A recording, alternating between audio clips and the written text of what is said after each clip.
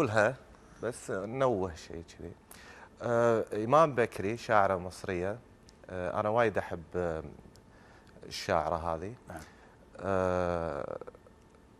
أنا اقتبست شعر لها عجبتني. يعني هم عندهم طريقة أنك أنت تحط مفردة وتقعد تحركها طول القصيدة. نعم. فأخذت القصيدة هذه الفكرة يعني وكوتها مثل ما يقولون.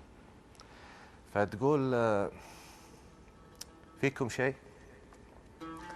صاير شيء؟ أقصد يعني هاليومين أحد فيكم حس بشيء؟ أحد فيكم شايف شيء؟ سامع شيء؟ يعني كلش ماكو شيء؟ طيب دام ماكو شيء خلونا بس ودنا نسولف، يعني نسولف بأي شيء وما ودنا نزعل أحد أو نمس أحد في شيء. نتوكل بالله سبحانه ويحمينا الله من أي شيء. في ناس تموت تحصل شيء، وناس تعيش ودها بشيء، وناس يدلها الوقت وتصبر وبالآخر ما تلقى شيء، وناس الشيء تدفع أي شيء، وناس الشيء تبيع أي شيء، وناس تحب تدوس الناس، وناس تموت بظلم الناس، وناس تنام بحلم صغير وتصحى وما تلقى أي شيء. الله.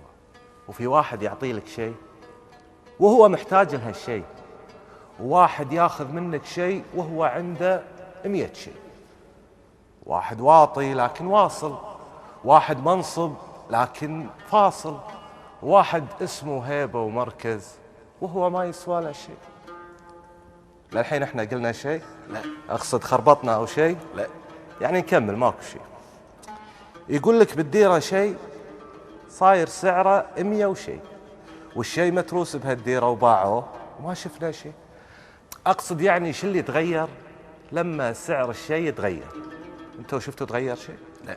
الملاعب نفس الشيء، النوادي نفس الشيء، تمشي تلقى الشارع زحمة وتحس انه ناقص شيء، والمستشفى تروح بشيء تطلع عندك 100 شيء، والمدارس ترسد ديرة لكن ما فيها أي شيء، وبالصيف يقطعون الماي، ويا عالم طفوا الوحدات، ويا عالم طفوا الليتات، ونعطي العالم مليارات والديرة ما فيها شيء.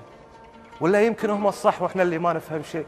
يعني معقولة مليون وما حد قادر يفهم شيء، واخر شيء حتى اللي يفهم يطلع مو فاهم اي شيء.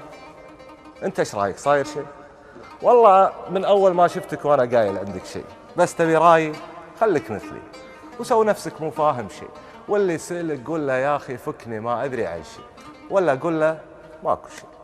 ماكو شيء. ماكو شيء.